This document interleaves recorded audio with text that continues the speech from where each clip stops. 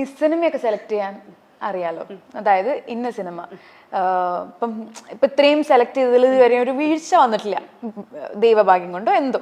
അതിൽ ഞാൻ കൊടുക്കുന്ന ഭയങ്കര ഒരു എഫേർട്ട് ഉണ്ട്. എനിക്ക് എവിടെയെങ്കിലും ഈ സിനിമ വർക്കാവില്ല എന്ന് തോന്നിയാൽ അപ്പം എനിക്ക് ലീവ് ചെയ്യാൻ അറിയാം. പക്ഷെ റിലേഷൻഷിപ്പിൽ അതെനിക്കറിയില്ല. ഇത് വർക്കാവില്ല എന്ന് പറഞ്ഞാലും നമുക്കൊന്ന് വർക്കാക്കി നോക്കാന്നേ, ഇതാണ് എൻ്റെ ട്രാക്ക്.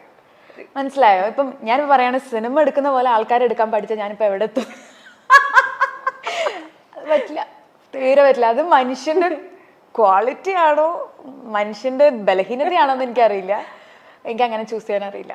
ഞാൻ പഠിക്കണം എന്ന് വെച്ചാൽ സ്ട്രോങ് ആയിട്ട് ഓക്കെ ഇത് വർക്കാവില്ല, എൻ്റെ കരിയറിൽ ഈ പടം എത്ര പൈസ തരാമെന്ന് പറഞ്ഞു കഴിഞ്ഞാലും വർക്കാവത്തില്ല എന്ന് സ്ട്രെയിറ്റ് കട്ട് എനിക്ക് പറയാനുള്ള ധൈര്യം ഉണ്ടെങ്കിൽ ഇവിടെ ചേട്ടാ നമുക്ക് ഒരു വട്ടം കൂടി. എനിക്ക് എന്നെ എങ്ങനെ സ്നേഹിക്കണം എന്ന് എനിക്ക് മാത്രമേ അറിയത്തുള്ളൂ, കറക്റ്റ് അറിയത്തുള്ളൂ.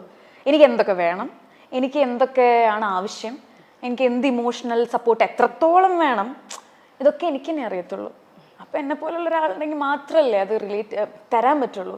ഇപ്പം ഞാൻ ഇപ്പം സ്ട്രഗിൾ ചെയ്യുന്നത് എനിക്ക് ചിലപ്പം ഇപ്പം എന്താ പറയുക, എനിക്ക് ഇത്ര ഇമോഷണൽ സപ്പോർട്ട് വേണ്ടി വരുമായിരിക്കും. ചിലപ്പോൾ ഇത്രേ തരുന്നുണ്ടാവുള്ളൂ, നിങ്ങൾ പിടിച്ച് വലിക്ക് തറത്താന്ന് പറഞ്ഞിട്ടാണ് ഇപ്പോൾ പോകുന്നത്. ചിലപ്പം ഇത്ര തരുമായിരിക്കും, എനിക്ക് ഇത്ര മതിയാവും.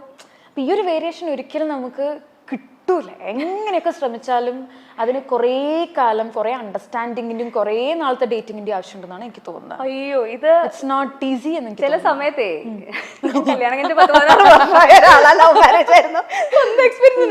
വലിയ പ്രതീക്ഷ വെക്കാതിരിക്കുന്ന നല്ലത്. സ്വന്തമായിട്ട് നമ്മളെ സ്നേഹിക്കാൻ നമ്മൾ മാത്രമേ ഉണ്ടാവുള്ളൂ.